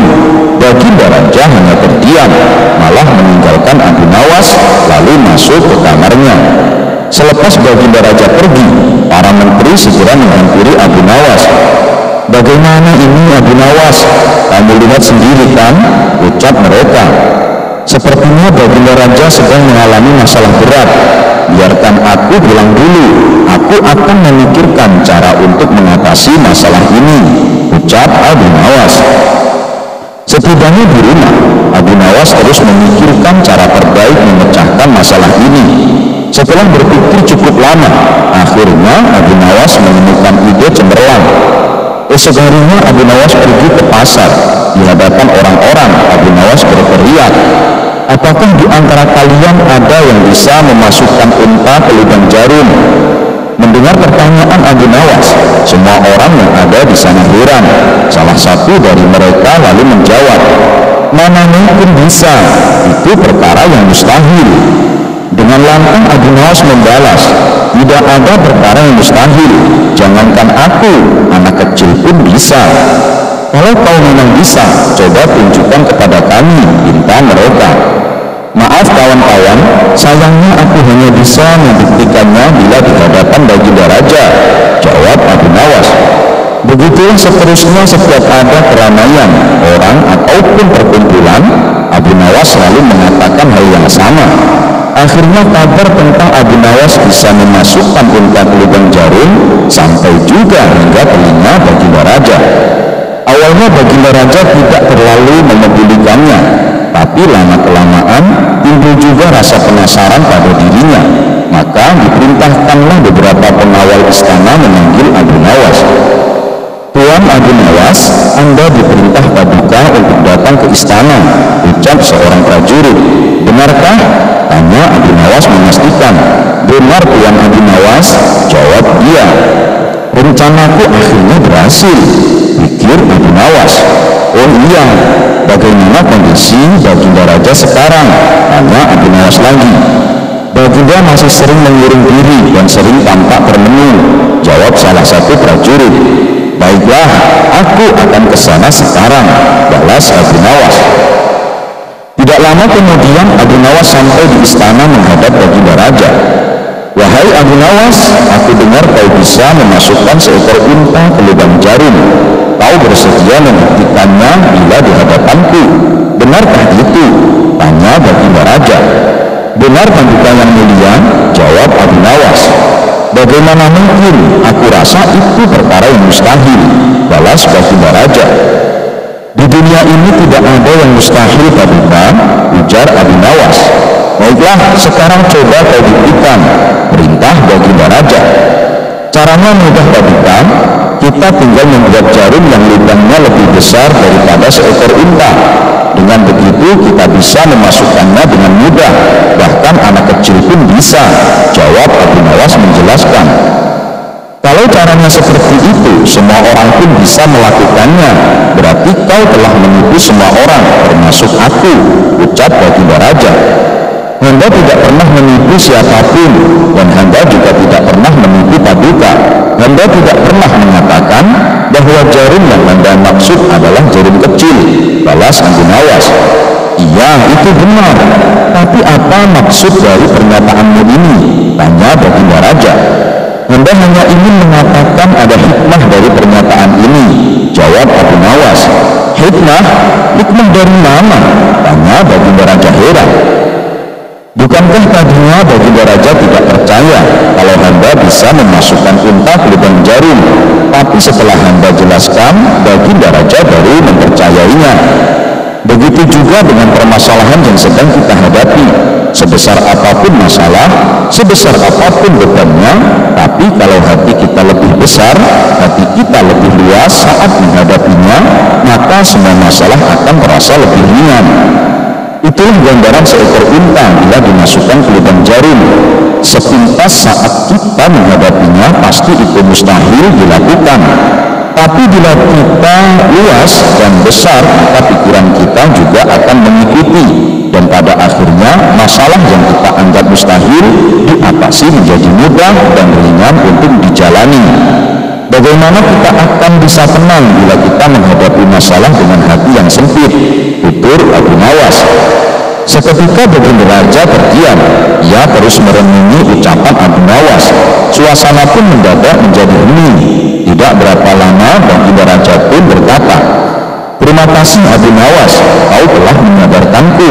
Selama ini aku memang sedang dilanda masalah dan hatiku sempit menghadapinya, sehingga pikiranku juga ikut menjadi buntu," ujar baginda raja. Sejenak kejadian itu, kini baginda raja mulai terlihat ceria. Ia tidak lagi terlihat murung seperti hari-hari sebelumnya. Permasalahan bukanlah hal untuk dilamunkan, melainkan dihadapi dengan hati yang besar, maka akan tercipta solusi dari sebuah pemikiran yang jernih. Abu Jahil dijadikan tumbal pesugihan oleh Abu Nawas. Al-Kisah, Abu Nawas mendadak kedatangan Abu Jahil. Ia lalu mengungkapkan maksud kedatangannya mau meminjam uang sebanyak 100 dinar. Tentu saja Abu Nawas kaget mendengarnya. "Dari mana aku punya uang sebanyak itu?" ucap Abu Nawas. "Ayolah, aku yakin kamu pasti ada. Pinjamilah barang sebulan," minta Abu Jahil merengek. Awalnya Abu Nawas enggan mengabulkan permintaan Abu Jahil, tapi karena didesak terus-menerus, akhirnya tidak kuasa menolak. "Tapi janji ya, hanya sebulan," kata Abu Nawas mewanti-wanti. "Iya, aku janji Abu Nawas, bulan depan ketika kebunku sudah panen, pasti akan aku kembalikan," ujar Abu Jahil coba merayu meyakinkan. Setelah sebulan lamanya, Abu Jahil tidak kunjung mengembalikan uang, padahal saat itu kebun miliknya sudah panen dan hasilnya melimpah. Payah Abu Jahil, dia tidak menepati janjinya, batin Abu Nawas. Dikarenakan sedang sangat membutuhkan uang, Abu Nawas terpaksa mendatangi rumah Abu Jahil untuk menagih hutang. "Mana janjimu Abu Jahal?" katanya. "Dalam sebulan kau akan mengembalikan uangnya," kata Abu Nawas. Abu Jahil pun menjawab bahwa dirinya belum bisa membayar hutang. Dia beralasan uang hasil panen kebunnya sudah habis untuk mengobati saudaranya yang sedang sakit. "Jangan khawatir Abu Nawas, bulan depan pasti akan aku bayar," ujar Abu Jahil. Abu Nawas tentu sangat kecewa. Ia akhirnya pulang tanpa membawa uang. Beberapa hari kemudian, Abu Nawas mendengar kabar Abu Jahil sering mengajak kawan-kawannya pesta pora di rumahnya. Mendengar hal itu, Abu Nawas pun menjadi emosi. "Kurang ajar, katanya uangnya sudah habis, tapi malah sering bikin pesta," gerutu Abu Nawas.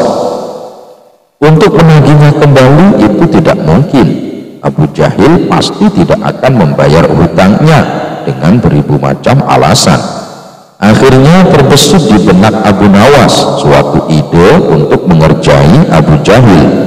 Esok harinya pergilah Abu Nawas menemui sahabatnya yang ada di kampung seberang. Ia pun mulai mengatur siasat dan meminta bantuan sahabatnya itu. Setelah siasatnya sudah diatur dengan matang, maka Abu Nawas segera mendatangi rumah Abu Jahil. "Kenapa kemari Abu Nawas? Kan sudah kubilang mengembalikan uangnya bulan depan," kata Abu Jahal. "Kamu jangan salah paham Abu Jahil. Aku kesini bukan mau menagih hutang, tapi ingin mengajakmu menemui orang pintar," balas Abu Nawas. "Menemui orang pintar untuk apa?" tanya Abu Jahil penasaran. "Begini Abu Jahil, di kampung seberang katanya ada dukun pesugihan yang bisa membuat kita jadi kaya. Aku ingin mencobanya ke sana," jawab Abu Nawas. "Benarkah? Baiklah, aku ikut Abu Nawas. Aku juga ingin kaya raya," sahut Abu Jahil kegirangan. Singkat cerita, sampailah Abu Nawas dan Abu Jahil di rumah seorang dukun pesugihan. Setelah keduanya dipersilahkan masuk, dukun tersebut bertanya, "Ada keperluan apa kalian kemari?" Abu Nawas lalu mengungkapkan keinginan ingin kaya raya tanpa harus bekerja. "Oh, itu gampang, tapi ada syaratnya," ujar dukun tersebut. "Apa itu syaratnya?" tanya Abu Nawas. "Syaratnya harus ada tumbal, tapi jangan khawatir, tumbalnya tidak harus dari keluarga. Orang lain juga bisa dijadikan tumbal, tapi orang lain tersebut adalah orang yang ada kaitannya dengan hartamu," jawab sang dukun. "Maksudnya bagaimana? Saya belum paham," tanya Abu Nawas lagi. "Ya misalnya orang yang punya utang sama kamu maka orang tersebut bisa dijadikan tumbal meskipun dia bukan anggota keluargamu, jawab sang dukun. Kalau orangnya tidak mau bagaimana? Tanya Abu Nawas. Kamu tidak perlu minta izin, orang tersebut nanti akan jadi tumbal tanpa dia sadari dan ia akan mati mengenaskan, kata sang dukun menjelaskan. Oh begitu, baiklah aku setuju, balas Abu Nawas sambil melirik ke arah Abu Jahil. Abu Jahil yang merasakan gelagat dirinya akan dijadikan tumbal seketika langsung gemetaran. Kemudian Abu Nawas diajari mantra oleh sang dukun sebagai ritual saat tengah malam. Sepulangnya dari rumah sang dukun di tengah perjalanan, Abu Nawas berkata, Abu Jahil, hutangmu yang 100 dinar tidak usah kamu kembalikan, aku ikhlas. Mendengar hal itu, Abu Jahil langsung ketakutan. Jangan Abu Nawas, aku akan mengembalikan uangnya sekarang juga.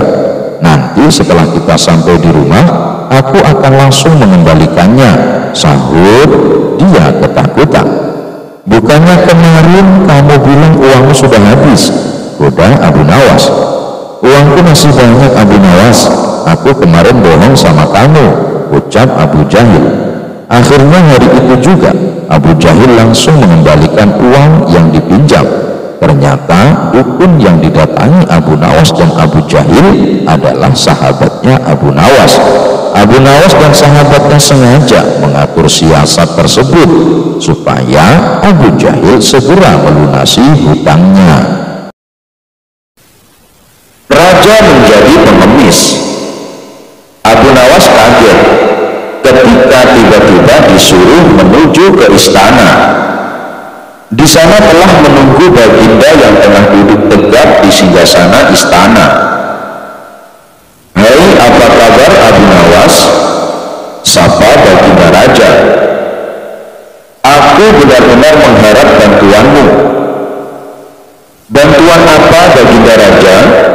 Abu Nawas balik bertanya. Begini Abu Nawas, baginda mulai bercerita. Aku dengar Tuan Habil sudah mulai membangkang terhadap kewajiban negara. Pembantu-pembantuku di daerah melaporkan kalau dia sudah tidak mau lagi membayar zakat. Padahal dia orang yang kaya raya loh. Mengapa baginda tidak panggil saja dia ke istana, lalu jebloskan ke dalam penjara, habis perkara? Gitu aja kok repot. Sebenarnya bisa saja aku berbuat begitu, tapi apa tidak ada cara lain? Soalnya sayang kalau aku menghukumnya. Bagaimanapun dulu dia adalah orang yang paling rajin membayar zakat. Tapi entah mengapa, semakin dia kaya, semakin malas pula dia membayar zakat. Sebenarnya kalau ingat nama Tuan Habil, Abu Nawas ingin diam di penjara. Karena semua negeri tahu kalau Tuan Habil orang yang sangat pelit. Hampir tidak ada orang yang menyukainya, kecuali mungkin antek-anteknya saja. Tapi karena ini perintah baginda, mau tak mau Abu Nawas ikut pula memikirkan jalan keluarnya. Begini saja baginda yang mulia, usul Abu Nawas. Beri hamba kesempatan berpikir untuk membuat dirinya sadar. Tapi tentu saja selama berpikir, hamba tidak bisa bekerja mencari nafkah buat keluarga. Oleh sebab itu hamba minta ganti rugi selama hamba berpikir menyelesaikan masalah ini. Sudah kuduga sejak semula, kau pasti meminta imbalan kalau kuminta bantuan. Ini gawat, ujar baginda kesal. Baginda mengeluarkan uang 200.000 dinar kepada Abu Nawas. Sambil cengar-cengir, Abu Nawas membawa pulang uang pemberian baginda raja. Seminggu kemudian Abu Nawas datang ke istana. dia datang dengan segudang rencana yang telah disusunnya. Bagaimana Abu Nawas? Sudah ketemu jalan keluarnya? Tanya Baginda Raja. Beres Baginda Raja, cuma caranya Baginda dan saya harus menyamar jadi pengemis. Apakah Baginda bersedia? Semula Baginda agak kaget juga mendengar usul Abu Nawas. Tapi karena keinginan kuat menyadarkan Tuan Habul, Baginda akhirnya bersedia. Dengan menyamar jadi pengemis, Abu Nawas dan Baginda datang ke rumah Tuan Habul. Pucuk dicinta pulang pun tiba. Tuan Habul sedang ada di rumah. Abu Nawas pun segera uluk salam. Selamat pagi Tuan, kami ini pengemis. Apakah Tuan ada sedikit uang receh? Tidak ada, jawab Tuan Habul dengan angkuh. Kalau begitu, apakah Tuan punya pecahan roti kering sekedar untuk mengajar perut kami yang sedang lapar? Tidak ada. Kalau begitu kami minta air putih. Tidak banyak, masing-masing 1 gelas saja. Sudah kubilang, aku tidak punya apa-apa. Tuan Habul mulai tidak bisa menahan emosinya. Dan rupanya jawaban ini yang ditunggu-tunggu Abu Nawas. Kalau Tuan tidak punya apa-apa, ketus Abu Nawas, mengapa Tuan tidak ikut kami saja menjadi pengemis? Wajah Tuan Habul pucat pasi mendengar ketusan Abu Nawas. Rasa marah, tersinggung dan terhina bercampur aduk menjadi satu. Tapi belum sempat kesadaran Tuan Habul pulih, Abu Nawas dan Baginda segera membuka kedoknya. Bagaimana Habul? Kali ini giliran Baginda yang berbicara. Mau pilih jadi orang kaya atau menjadi orang yang tidak punya apa-apa? Kalau pilih jadi orang yang tidak punya apa-apa, ya ikut saja Abu Nawas mengemis dari rumah ke rumah. Tapi kalau pilih menjadi orang kaya, ya jangan lupa membayar zakat. Bukan begitu Habul? Mendengar penuturan Baginda, Tuan Habul terdiam 1000 bahasa. Dia merasa sangat malu. Sedangkan Abu Nawas hanya cengengesan menyaksikan kejadian itu. Enak saja Baginda menyuruhku jadi pengemis, gumam Abu Nawas sambil mengumpat dalam hati. Apa boleh buat, zakat kewajiban bagi yang mampu untuk menunaikannya. Abu Nawas lebih hebat dari jin ifrit. Baginda Raja baru saja membaca kitab tentang kehebatan Raja Sulaiman yang mampu memerintahkan para jin memindahkan singgasana Ratu Bilqis di dekat istananya. Baginda membaca surat An-Naml ayat 39 sampai 40. Jin ifrit berkata, akulah yang akan membawanya kepadamu sebelum engkau berdiri dari tempat dudukmu. Dan sungguh aku kuat melakukannya dan dapat dipercaya. Seorang yang mempunyai ilmu dari kitab berkata, aku akan membawa singgasana itu kepadamu sebelum matamu berkedip. Maka ketika Nabi Sulaiman melihat singgasana itu terletak di hadapannya, dia pun berkata, ini termasuk karunia Rohku untuk mengujiku. Apakah aku bersyukur atau mengingkari nikmatnya? Barang siapa bersyukur, maka sesungguhnya dia bersyukur untuk kebaikan dirinya sendiri. Dan barang siapa ingkar, maka sesungguhnya Rohku Maha Kaya, Maha Mulia. Al-Quran Surah An-Naml ayat 39 sampai 40. Baginda mencermati ayat tersebut. Jin ifrit saja bisa dikalahkan seorang ulama. Berarti manusia lebih sakti dari para jin. Ulama di masa Raja Sulaiman lebih cepat memindahkan singgasana Ratu Bilqis dibanding jin Ifrit. Ulama itu mampu membawa singgasana ke hadapan Nabi Sulaiman sebelum dia menundukkan mata, sedangkan Ifrit hanya mampu membawanya ke hadapan Nabi Sulaiman sebelum dia bangkit dari tempat duduknya. Baginda tiba-tiba merasa tertarik. Hatinya mulai tergelitik untuk melakukan hal yang sama. Mendadak beliau ingin istananya dipindahkan ke atas gunung agar bisa lebih leluasa menikmati pemandangan di sekitar. Dan bukanlah hal itu tidak mustahil bisa dilakukan, karena ada Abu Nawas yang amat cerdik di negerinya. Kalau di masa Raja Sulaiman ada ulama yang lebih hebat dari jin Ifrit, di masa sekarang ada Abu Nawas, ujar Baginda dalam hati.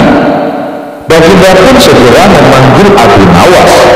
Setelah Abu Nawas dihadapkan, Baginda berkata, "Sanggupkah engkau memindahkan istanaku ke atas gunung agar aku lebih leluasa melihat negeriku?"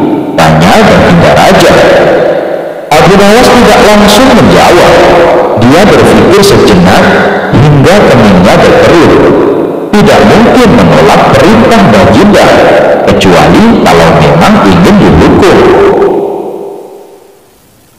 Akhirnya Abu Nawas terpaksa menyanggupi proyek raksasa itu.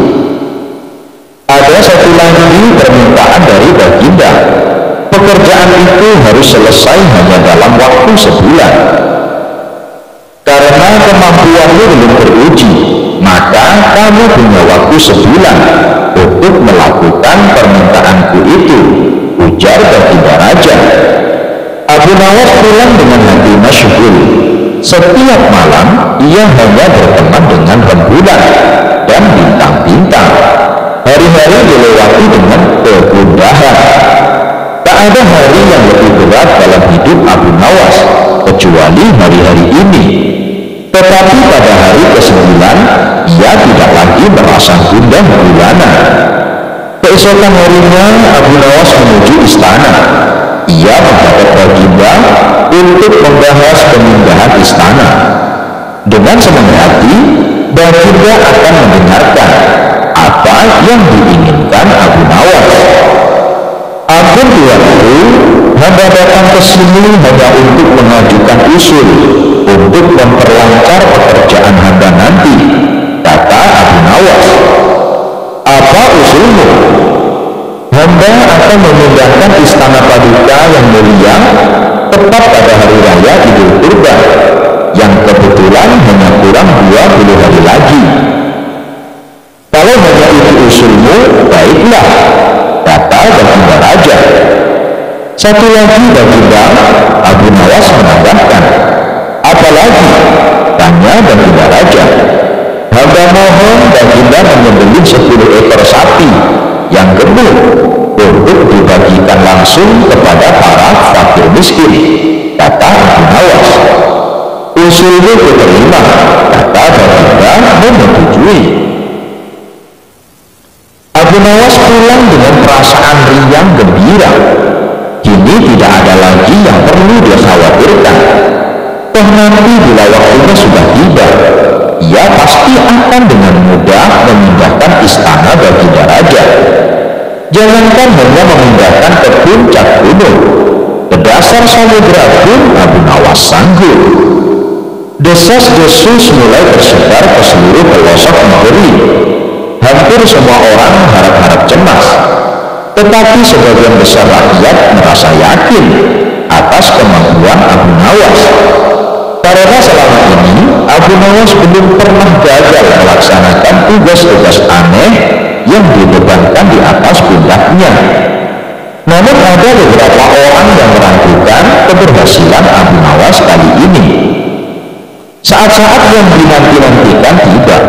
Rakyat berbondong-bondong menuju lapangan untuk melakukan sholat hari raya Idul Kurban. Dan seusai sholat, 10 sapi sumbangan Baginda Raja disembelih lalu dimasak, kemudian segera dibagikan kepada fakir miskin. Kini giliran Abu Nawas yang harus melaksanakan tugas berat itu. Abu Nawas berjalan menuju istana diikuti oleh rakyat. Sesampai di depan istana, Abu Nawas bertanya kepada baginda raja, "Ampun tuanku yang mulia, apakah istana sudah tidak ada orangnya lagi?" "Tidak ada," jawab baginda raja singkat. Kemudian Abu Nawas berjalan beberapa langkah mendekati istana.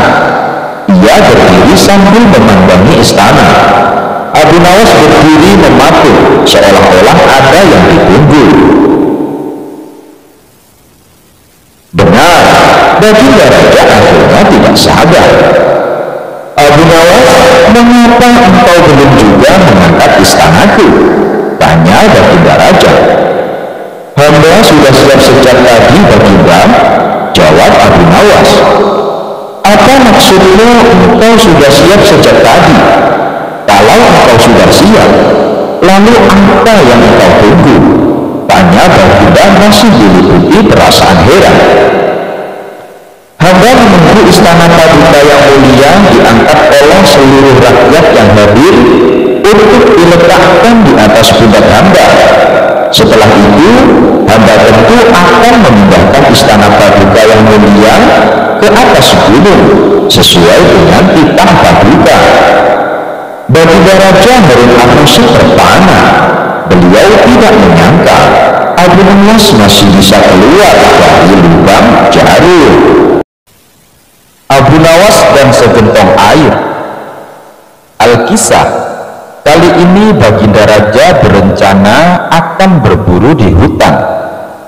Baginda raja memerintahkan pembantunya untuk menyiapkan semua peralatan dan perbekalan selama berburu. Berbeda dari cara berburu sebelumnya, kali ini baginda raja mengajak serta Abu Nawas. Kemudian baginda raja meminta Abu Nawas membantu membawa perbekalan dan dipersilahkan memilih sendiri barang yang akan dibawa. Tanpa berpikir panjang, Abu Nawas memilih gentong 4 wadah air minum yang cukup besar. Baginda raja dan prajurit heran dengan pilihan Abu Nawas. Mereka menganggap Abu Nawas bodoh karena memilih gentong air yang besar dan berat, padahal masih banyak barang yang kecil. "Hai Abu Nawas, kenapa kau pilih barang bawaan yang paling berat?" tanya baginda raja penasaran. "Nanti paduka raja juga akan tahu sendiri," ucap Abu Nawas sambil tersenyum. Baginda raja pun memerintahkan pasukannya untuk berjalan, dan selama perjalanan tentunya Abu Nawas menjadi orang yang paling terakhir.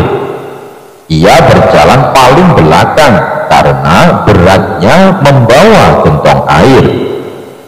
Karena perjalanan yang cukup jauh, rombongan memilih berhenti untuk istirahat sejenak. Di saat itulah mereka membutuhkan air untuk menghilangkan rasa dahaga, dan tentunya Abu Nawas menjadi orang paling dicari karena Abu Nawas yang membawa perbekalan air minum. Setelah perjalanan dilanjutkan, gentong air yang dibawa Abu Nawas mulai berkurang isinya dan menjadi lebih ringan. Abu Nawas pun tidak lagi berjalan di belakang. Kini ia berjalan di tengah-tengah rombongan. Setelah istirahat yang kedua, ketiga, dan seterusnya, gentong air yang dibawa Abu Nawas pun semakin berkurang, sampai kemudian gentongnya kosong sama sekali. Karena gentongnya sudah kosong, tentu saja Abu Nawas meninggalkannya, sehingga Abu Nawas pun bisa berjalan di samping baginda raja di barisan depan. Melihat hal itu, baginda raja tersenyum. Kini baginda telah mendapatkan jawaban atas pertanyaan yang diajukan sebelum berangkat. "Kamu memang cerdik, Abu Nawas," ujar Baginda Raja dalam hatinya. Raja menjadi pengemis. Abu Nawas kaget ketika tiba-tiba disuruh menuju ke istana. Di sana telah menunggu Baginda yang tengah duduk tegap di singgasana istana. "Hai, apa kabar Abu Nawas?" sapa Baginda Raja. "Aku benar-benar mengharap bantuanmu." "Bantuan apa Baginda Raja?" Abu Nawas balik bertanya. "Begini Abu Nawas," Baginda mulai bercerita. "Aku dengar Tuan Habul sudah mulai membangkang terhadap kewajiban negara. Pembantu-pembantuku di daerah melaporkan kalau dia sudah tidak mau lagi membayar zakat. Padahal dia orang yang kaya raya loh. Mengapa Baginda tidak panggil saja dia ke istana, lalu jebloskan ke dalam penjara, habis perkara? Gitu aja kok repot."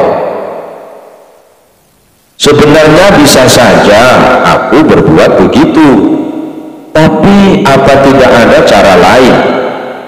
Soalnya sayang kalau aku menghukumnya. Bagaimanapun dulu dia adalah orang yang paling rajin membayar zakat. Tapi entah mengapa, semakin dia kaya, semakin malas pula dia membayar zakat. Sebenarnya kalau ingat nama Tuan Habul, Abu Nawas ingin diam di penjara. Karena semua negeri tahu kalau Tuan Habul orang yang sangat pelit. Hampir tidak ada orang yang menyukainya, kecuali mungkin antek-anteknya saja. Tapi karena ini perintah Baginda, mau tak mau Abu Nawas ikut pula memikirkan jalan keluarnya. Begini saja Baginda yang mulia, usul Abu Nawas. Beri hamba kesempatan berpikir untuk membuat dirinya sadar. Tapi tentu saja selama berpikir, hamba tidak bisa bekerja mencari nafkah buat keluarga. Oleh sebab itu hamba minta ganti rugi selama hamba berpikir menyelesaikan masalah ini. Sudah kuduga sejak semula, kau pasti meminta imbalan kalau kuminta bantuan. Ini bawa, ujar Baginda kesal. Baginda mengeluarkan uang 200.000 dinar kepada Abu Nawas. Sambil cengar-cengir, Abu Nawas membawa pulang uang pemberian Baginda Raja. Seminggu kemudian Abu Nawas datang ke istana. Dia datang dengan segudang rencana yang telah disusunnya. "Bagaimana Abu Nawas? Sudah ketemu jalan keluarnya?" tanya Baginda Raja. "Beres Baginda Raja, cuma caranya Baginda dan saya harus menyamar jadi pengemis.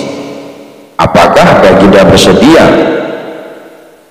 Semula Baginda agak kaget juga mendengar usul Abu Nawas. Tapi karena keinginan kuat menyadarkan Tuan Habul, Baginda akhirnya bersedia. Dengan menyamar jadi pengemis, Abu Nawas dan Baginda datang ke rumah Tuan Habul. Pucuk dicinta pulang pun tiba. Tuan Habul sedang ada di rumah.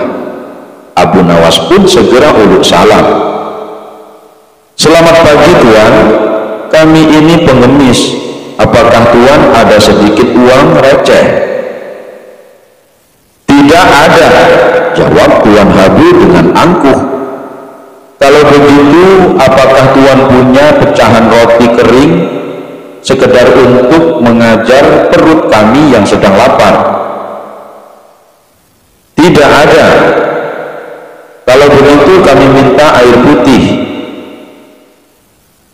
"Tidak banyak, masing-masing 1 gelas saja." "Sudah kubilang, aku tidak punya apa-apa." Tuan Habul mulai tidak bisa menahan emosinya. Dan rupanya jawaban ini yang ditunggu-tunggu Abu Nawas. Kalau Tuhan tidak punya apa-apa, ketus Abu Nawas, mengapa Tuhan tidak ikut kami saja menjadi pengemis? Wajah Tuan Habul pucat pasi mendengar cetusan Abu Nawas. Rasa marah, tersinggung, dan terhina bercampur aduk menjadi satu. Tapi belum sempat kesadaran Tuan Habul pulih, Abu Nawas dan Baginda segera membuka kedoknya. Bagaimana Habul? Kali ini giliran Baginda yang berbicara. Mau pilih jadi orang kaya atau menjadi orang yang tidak punya apa-apa? Kalau pilih jadi orang yang tidak punya apa-apa, ya ikut saja Abu Nawas mengemis dari rumah ke rumah.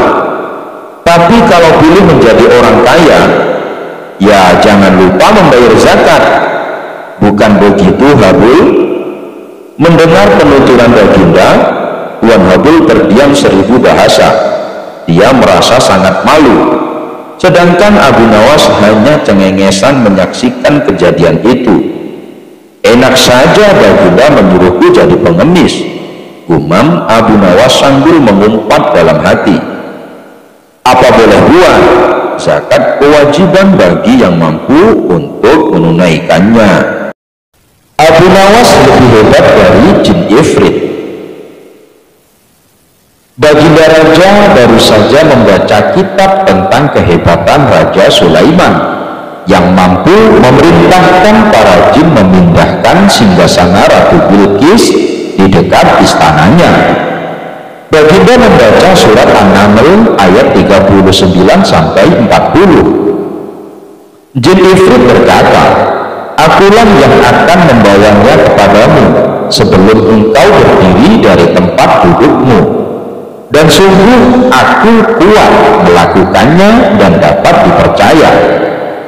Seorang yang mempunyai ilmu dari kitab berkata, "Aku akan membawa singgasana itu kepadamu sebelum matamu berkedip."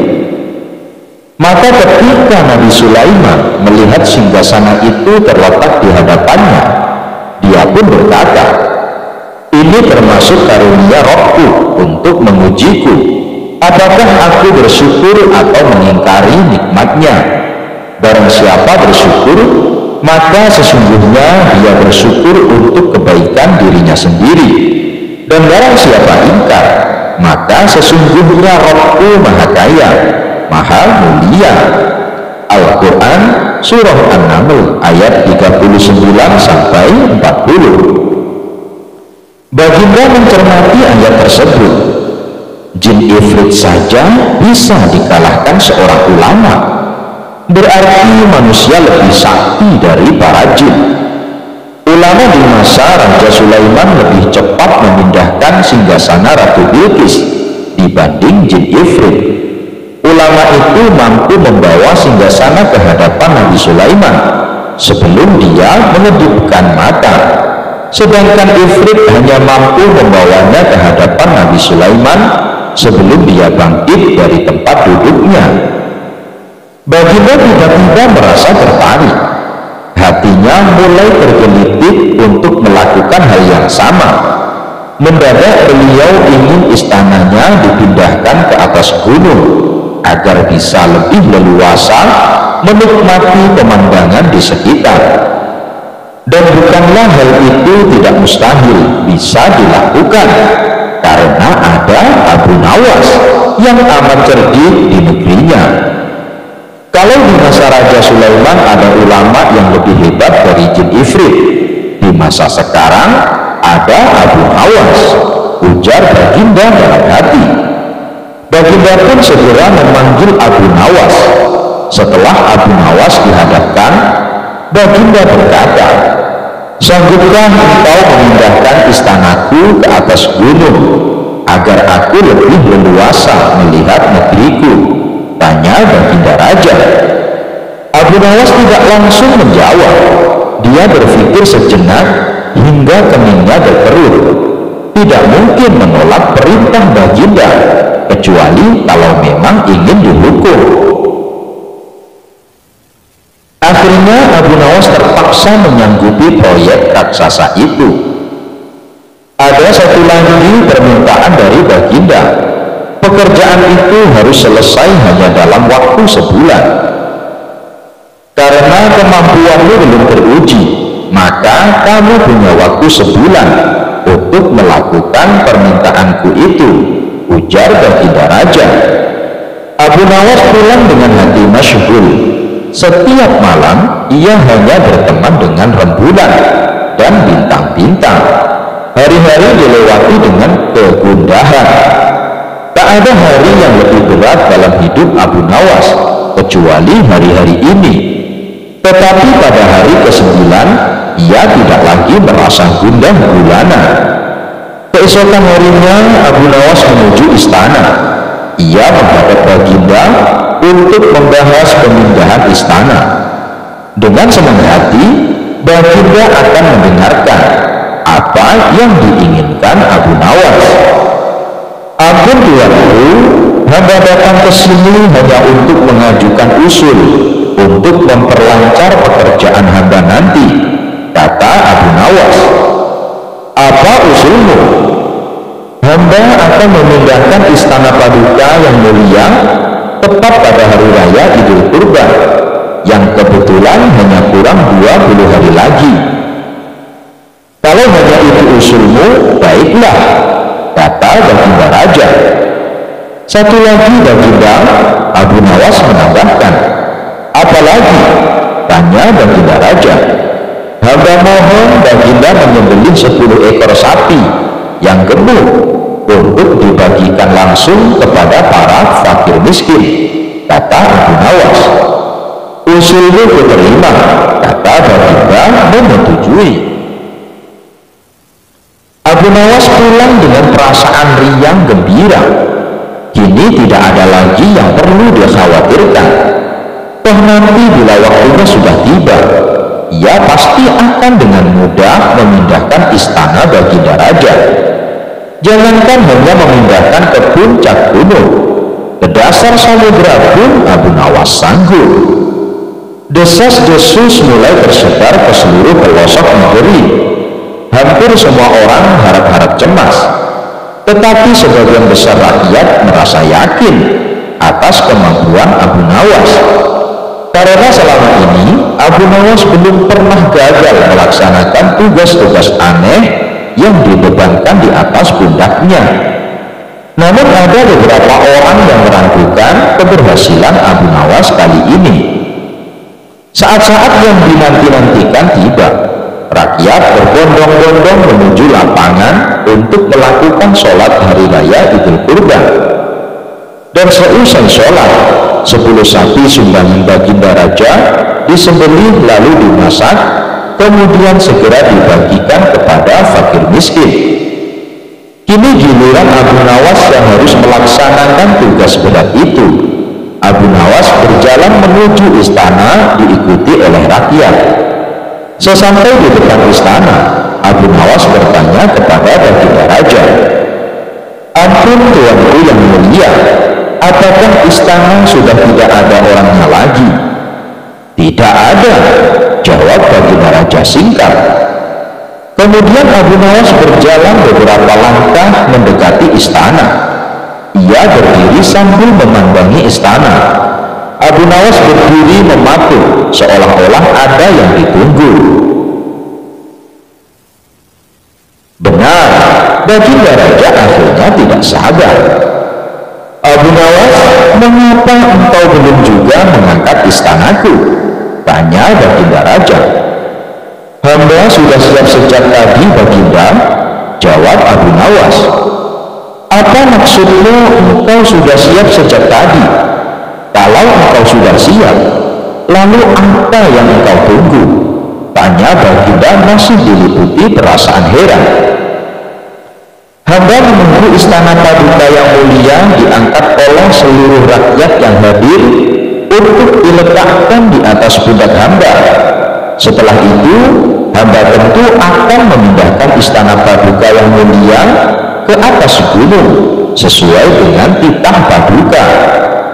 Baginda Raja Harun ar-Rasyid terpana. Beliau tidak menyangka Abu Nawas masih bisa keluar dari lubang jarum. Abu Nawas dan segentong air.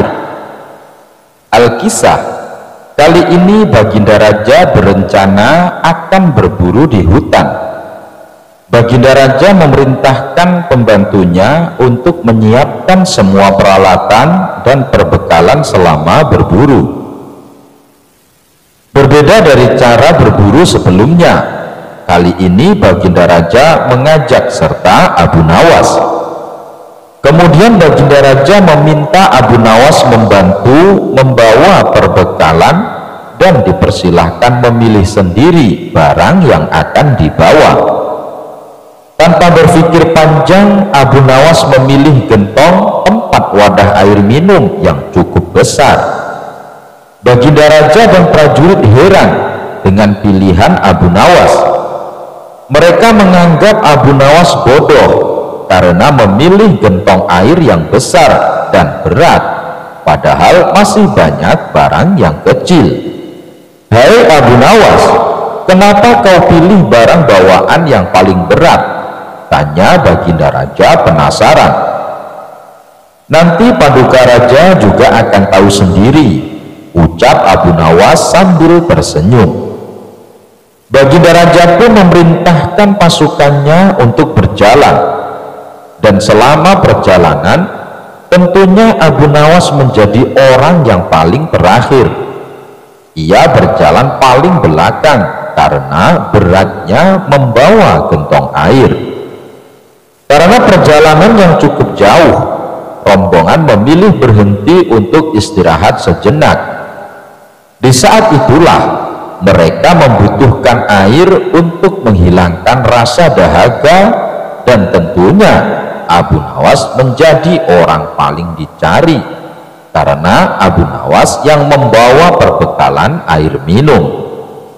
Setelah perjalanan dilanjutkan, gentong air yang dibawa Abu Nawas mulai berkurang isinya dan menjadi lebih ringan. Abu Nawas pun tidak lagi berjalan di belakang, kini ia berjalan di tengah-tengah rombongan.